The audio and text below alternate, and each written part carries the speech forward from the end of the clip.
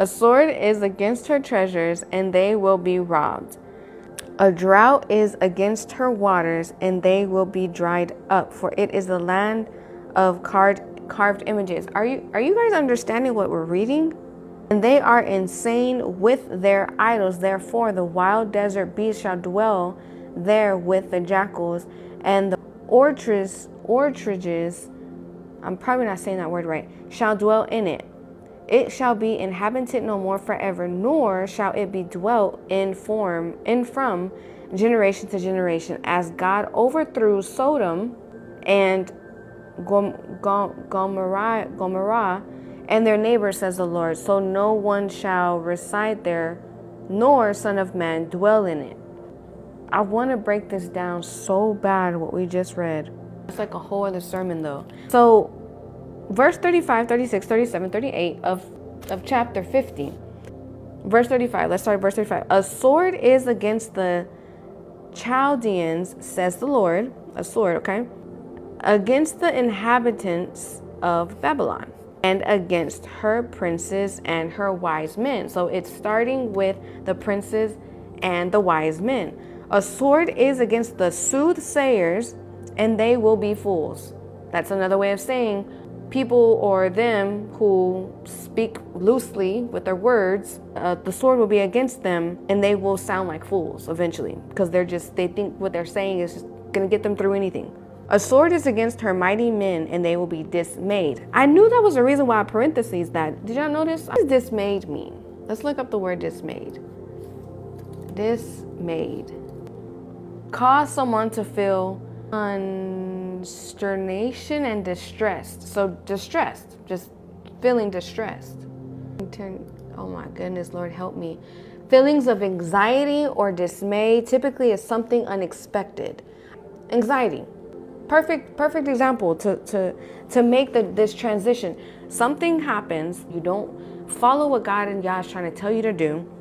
You then start to feel a specific way because God is saying you will be judged. There will be a punishment because of consequences. That goes back to the consequences because you did not obey what I said. A sword will go against you.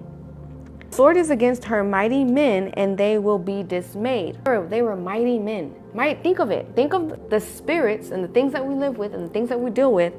A sword was against Babylon's mighty men, but because they went against the Lord, a sword will go against them, and they will be dismayed. What does dismayed mean? Having feelings of anxiety, consternation, right? Okay, verse 37. A sword is against their horses, against their chariots, and all against the mixed people who are in the midst. This is what makes them feel mighty, right? So God will go against things that will make you feel higher, that will make you feel, wow, as long as I got this, I feel good, I feel high, I feel above.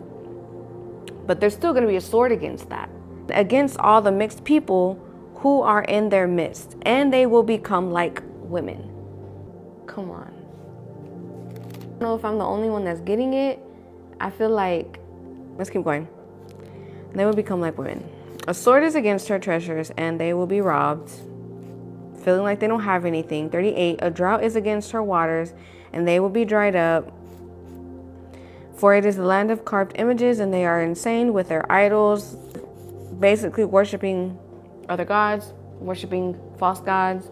Therefore, the wild desert beast shall dwell there with the jackals, and the ostriches shall dwell in it. It shall be inhabited no more forever, nor shall it be dwelt in from generation to generation.